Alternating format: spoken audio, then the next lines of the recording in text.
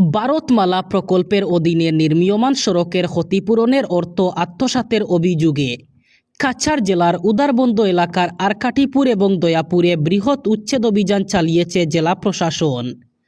শুক্রবার সকাল থেকেই 20টিরও বেশি বুলডোজার নিয়ে শুরু হওয়া এই অভিযানে শত শত অবৈধ ঘরবাড়ি, টিনের চালা এবং অন্যান্য নির্মাণ ভেঙে ফেলা হয়।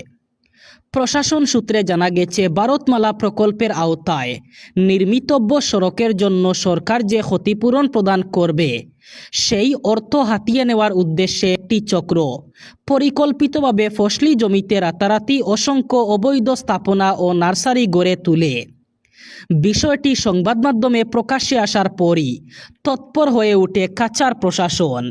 উচ্ছেদ অভিযানকে ঘিরে যাতে কোনো অপ্রীতিকর পরিস্থিতি সৃষ্টি না হয় সেজন্য এলাকায় প্রায় 1000 পুলিশ এবং সিআরপিএফ জওয়ান মোতায়েন করা হয়। প্রশাসনের দাবি, সরকারি জমি এবং কৃষি জমিতে গড়ে ওঠা অবৈধ নির্মাণ সরিয়ে প্রকল্পের কাজ নির্বিঘ্নে এগিয়ে নিয়ে যাওয়ার অভিযানেই মূল লক্ষ্য। অসমে শুরু হচ্ছে জনগণনা। আগামী 2 আগস্ট থেকে রাজ্যে শুরু হয়ে যাবে জনগণনা। তবে সাবধান, জনগণনায় ভুল তথ্য দিলেই হতে পারে বড় সমস্যা। এর জন্য ইতিমধ্যেই জানিয়ে দেওয়া হয়েছে কি কি লাগবে জনগণনায়। নথি অথবা ডকুমেন্ট হিসাবে যা যা লাগবে তা জানিয়ে দেওয়া হয়েছে। উল্লেখ্য, আগামী 17 আগস্ট থেকে ঘরে ঘরে গিয়ে সরকারি কর্মচারীরা ভেরিফিকেশন করবেন। আগামী 15 সেপ্টেম্বর পর্যন্ত চলবে এই প্রক্রিয়া। প্রায় 85,000 কর্মী নিয়োজিত হবেন এই প্রক্রিয়ায়। এর জন্য জুন মাসেই শুরু হবে গণনা কর্মীদের প্রশিক্ষণ। নিয়োজিত কর্মচারীরা ঘরে ঘরে গিয়ে সদস্যদের নাম, বয়স, বৈবাহিক স্থিতি, শিক্ষা এবং বৃত্তি ইত্যাদির তথ্য নেবেন। তথ্যের সত্যতা এবং সঠিকতা নিশ্চিত করার জন্য প্রতিটি পরিবারের সদস্যের যাবতীয় সরকারি নথিপত্র পরীক্ষা করা হবে।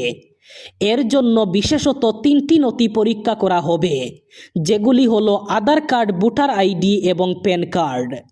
মুখ্যমন্ত্রী হিমন্ত বিশ্ব শর্মার নেতৃত্বাধীন অসম মন্ত্রিসভায় শুক্রবার 12 জন নতুন বিধায়ক মন্ত্রী হিসাবে শপথ গ্রহণ করেছেন। এর ফলে পূর্বে শপথ নেওয়া 4 জন মন্ত্রীকে নিয়ে রাজ্যের মন্ত্রিসভা 16 সদস্যের পূর্ণাঙ্গ রূপ লাভ করেছে।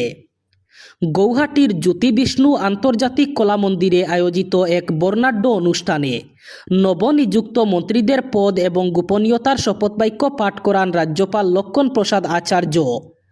অনুষ্ঠানে মুখ্যমন্ত্রী হিমন্ত বিশ্ব শর্মা সহ রাজ্যের বিশিষ্ট ব্যক্তিরা উপস্থিত ছিলেন। গত 1 মাস ধরে মন্ত্রিসভা সম্প্রসারণকে কেন্দ্র করে রাজনৈতিক মহলে জল্পনা কল্পনা চলছিল। সেই জল্পনার অবসান ঘটিয়ে বৃহস্পতিবার সন্ধ্যায় মুখ্যমন্ত্রী নতুন মন্ত্রিসভার 12 সদস্যের নাম ঘোষণা করেন।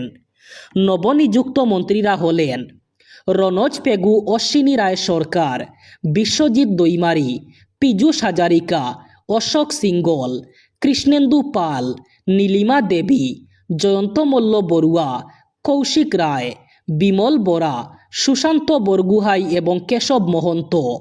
তামিলনাড়ু বিজেপিতে বড়সড় ধাক্কা। দলের প্রাক্তন রাজ্য সভাপতি কে আন্নামালাই শুক্রবার বিজেপি থেকে ইস্তফা দিলেন। উল্লেখযোগ্যভাবে সোশ্যাল মিডিয়ার মাধ্যমে সমর্থকদের উদ্দেশ্যে বক্তব্য রাখার কথা আছে তার। নিজের ইস্তফা পত্রে আন্নামালাই লিখেছেন, জাতীয় দলগুলি কখনো তামিলনাড়ুর মানুষের ভাষায় কথা বলেনি। আমি সেই ধারণা বদলানোর চেষ্টা করেছি এবং একাধিক বাধা ও প্রতিবন্ধকতার মধ্যেও কিছুটা সফল হয়েছি। এক্স হ্যান্ডেলে একটি পোস্ট করে আন্নামালাই জানিয়েছেন, শুক্রবার দুপুর 12টা নাগাদ তিনি সোশ্যাল মিডিয়ায় এসে নিজের মতামত জানান এবং ভবিষ্যৎ পরিকল্পনা নিয়ে খোলামেলা আলোচনা করেন। তার সেই পোস্ট ঘিরেই রাজনৈতিক মহলে জল্পনা শুরু হয়। যুব শক্তিকেই জোর। রাজ্যে উন্নয়নের জন্য বিরাট ঘোষণা। 2000 কোটির সড়ক উন্নয়ন থেকে শুরু করে প্রাইভেট সেক্টরে এমপ্লয়মেন্ট এক্সচেঞ্জের ঘোষণা। পাশাপাশি পড়ুয়াদের জন্য বাস ভাড়া মকুব। কর্ণাটকের নতুন মুখ্যমন্ত্রী হিসাবে শপথ নিয়েই এমন ঘোষণা ডিকে শিবকুমারের। তিনি বেঙ্গালুরু সহ রাজ্যের উন্নয়নের জন্য 6 পয়েন্টের এজেন্ডা ঘোষণা করেছেন। তিনি জানিয়েছেন রাজ্যে কাজের সুযোগ তৈরি করা হবে। যুব সমাজ রাজ্যের উন্নয়নে গুরুত্বপূর্ণ ভূমিকা পালন করবে। প্রথম ক্যাবিনেট বৈঠকেই নতুন মুখ্যমন্ত্রী ডিকে শিবকুমার ঘোষণা করেন যে রাজ্যের সমস্ত স্কুল ও কলেজ পড়ুয়াদের জন্য ফ্রি বাস পাস দেওয়া হবে। আগে রাজ্যে ছাত্রীদের বাসে যাতায়াত ফ্রি ছিল, এবার পড়ুয়াদের বাসে যাতায়াত ফ্রি করে দেওয়ার সিদ্ধান্ত নেওয়া হলো। সোশ্যাল মিডিয়ায় একটি ছবি দ্রুত ভাইরাল হয়ে পড়ছে, যেখানে দাবি করা হচ্ছে যে ভারতীয় রিজার্ভ ব্যাংক নতুন 500 টাকার প্লাস্টিক নোট চালু করছে। ওই নোটে নাকি মহাত্মা গান্ধীর ছবি সরিয়ে তার জায়গায় অশোক স্তম্ভের প্রতীক ব্যবহার করা হচ্ছে। তবে পিটিআই ফ্যাক্ট চেকের নতুন তদন্তে জানা গেছে এই দাবি সম্পূর্ণ ভুয়ো। আরবিআই এখনও পর্যন্ত 500 টাকার কোনো নতুন প্লাস্টিক নোট চালু করেনি। পাশাপাশি মহাত্মা গান্ধীর ছবি সরিয়ে অশোক স্তম্ভ বসানো সংক্রান্ত কোনো সরকারি ঘোষণা অথবা বিজ্ঞপ্তিও জারি করা হয়নি। পিটিআই জানিয়েছে ভাইরাল হওয়া ছবিটি আসল আরবিআই নোট নয়, এটি বিভ্রান্তিকর তথ্য ছড়ানোর উদ্দেশ্যে ব্যবহার করা হচ্ছে। সরকারি হাসপাতালে বিনামূল্যে চিকিৎসা হওয়ারই কথা।